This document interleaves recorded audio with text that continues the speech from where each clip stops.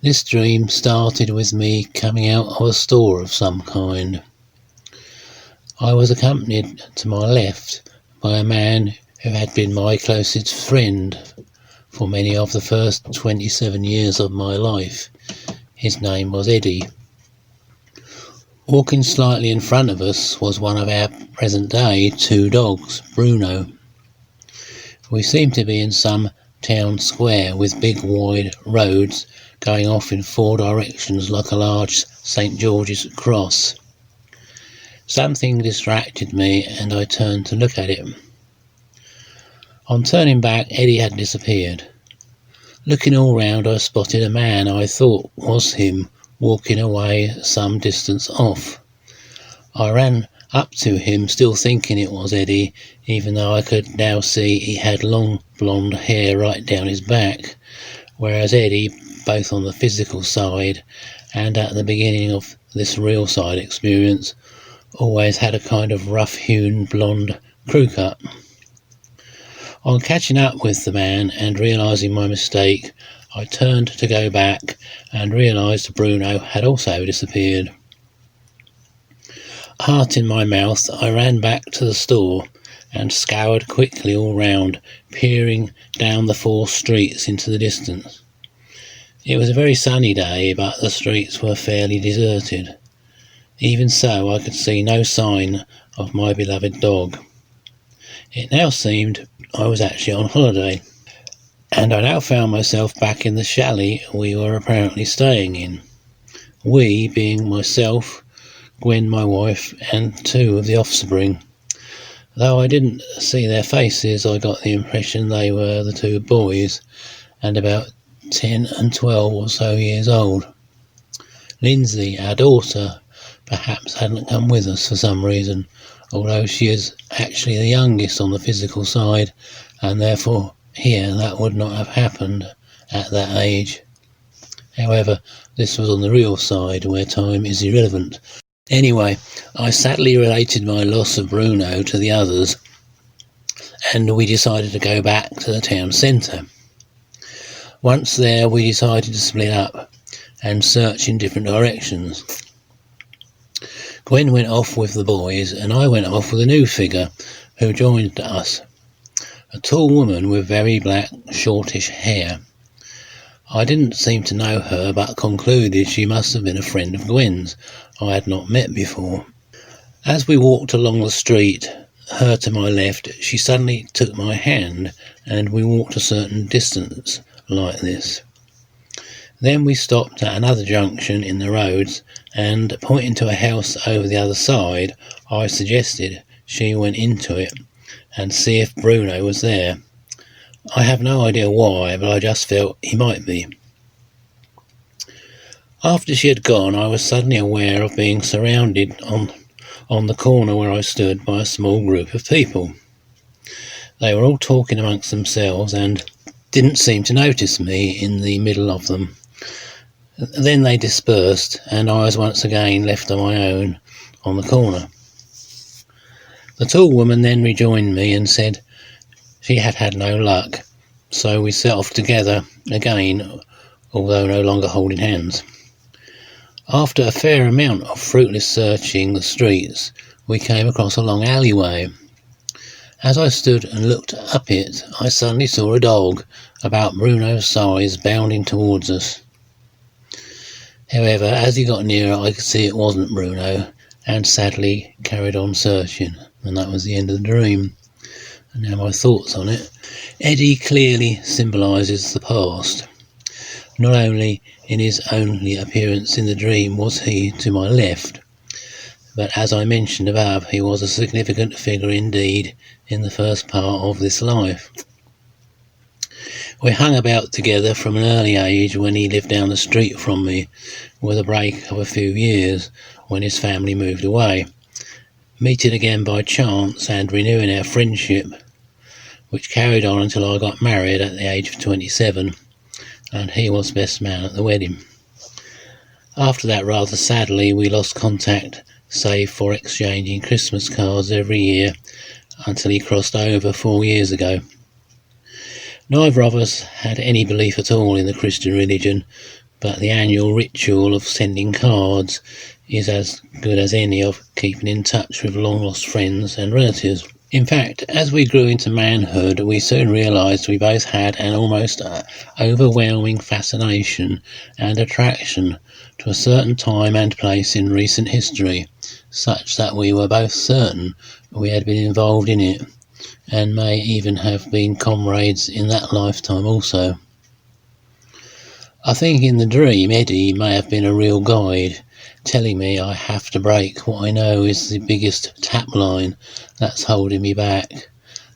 This lifetime obsession with my last life and the desperate need to know who I actually was, that I just cannot seem to shake off, no matter how hard I try, casting a dark shadow over this lifetime I can never be free of. Bruno in the dream, I think, represents the present, and is a pointer to the fact that this too must soon end, as the real Bruno is getting old and grey, and I cherish every moment left with him, knowing from past heartbreaking experiences with earlier dogs and other pets that we only get an all too short time together.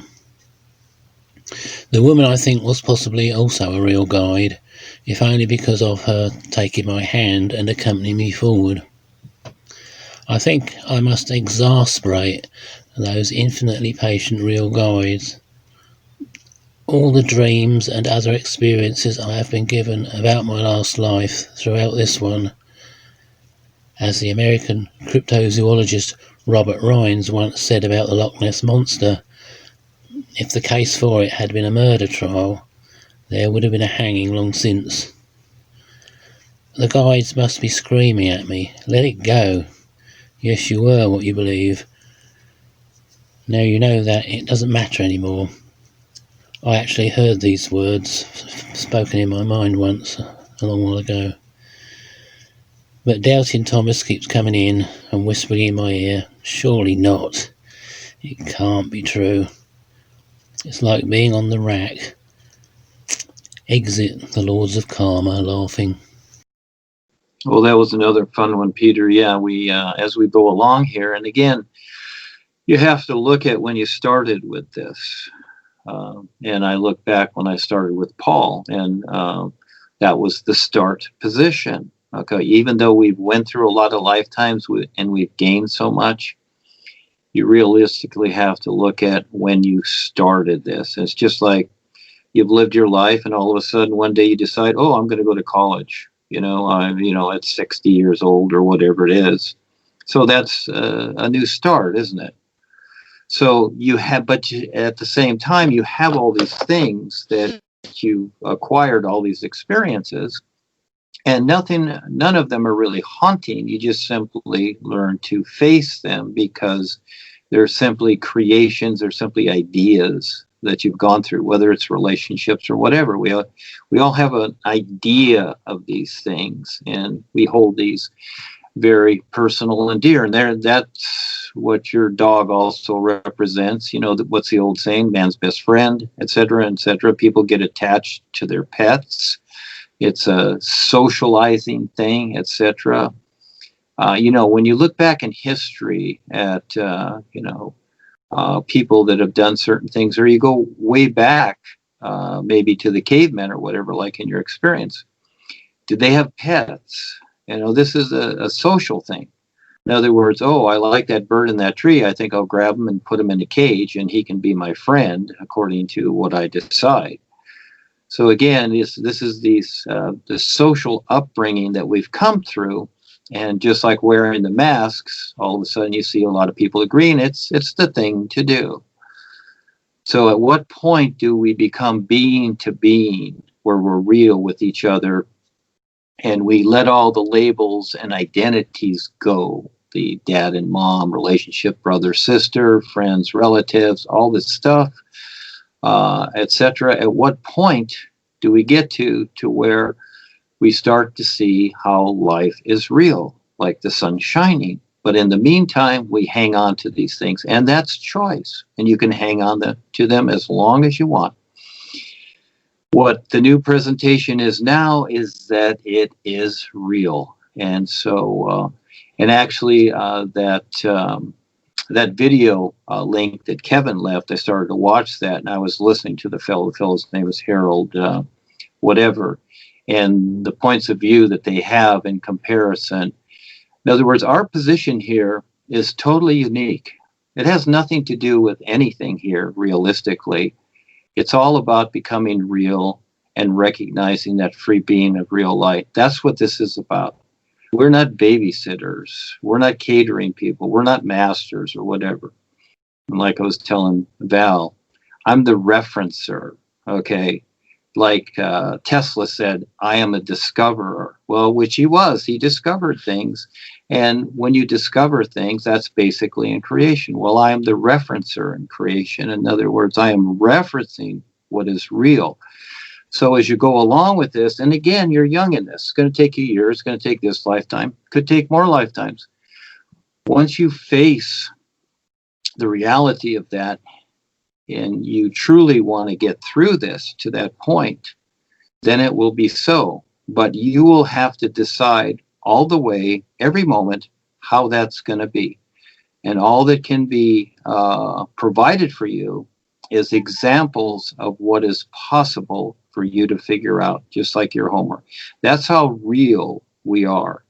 And this is where, you know, when people come to this, they go, well, where is the love, Duane, etc. Again, most people chase their personal love, their sensations is what it is. They call it love, and their happiness and whatever. They chase all that. Well, that's fine. You have that in the personal self. But look at the sun shining. It doesn't exist there because there's more. There's more with what is real than can be recognized or realized with this personal self here. So yes, you have those things like many of us do. I have little things too that I always have to deal with. All of us do. And mainly it's attacks from the dark side, but they are complying more so and more so because they see how real it is and they have nowhere else to go. So in the meantime, you're working through your situations, but always keep in mind every single moment, but that's up to you, your intent. Where is your intent? Is it do you intend to get through this and keep going for as long as it takes? Or are you just going to get to a certain point and then drop off? Because when you do, then you got to start over again at some point. But you'll have that experience. And I've been there, I know. And I had to paddle fast up backstream to get this going and to figure it out. But again, you're young at this. Give yourself time, be realistic, but it's how you approach it and deal with it. And fortunately, you have Kevin there and other people. You have the Skypes. This is how we support each other. And it's in the doing, not just sitting and listening, but it's for the doers only. This is us. We are real. Thank you for listening to this video. And if you want to hear more, subscribe to my channel to find further recordings and to keep you updated with all the latest new presentation videos. Duane, the great writer, is making himself available for those who want to know more and see more and be more than just having another ordinary, unaware life on this purposely poisoned planet. Create your new session with Duane, the great writer, and discuss any topic you like. Here are some examples to discuss: personal, financial, relationships, dreams, government, 5G, GMO, chemtrails, vaccines, harp, military, secret service, spying, subliminal taplining, conspiracy, angels, gods, fairies, ghosts, aliens, reptilians, religious, spiritual, governments, monarchy, and anything that pertains to what you are experiencing in this creation bubble, and also the real universes of real freedom. Learn to get your own answers. New sessions start at 30 minutes at $1, $1 into PayPal a minute, and can be as much time as needed. And yes, the way Dwayne writes his new words refers to something more than what is known here, and this is where you decide to recognize what is real now with all life, or continue on as you have, with just another personal life in an aging body form. Contact Kevin Smith UK and Dean Val USA on Facebook and YouTube.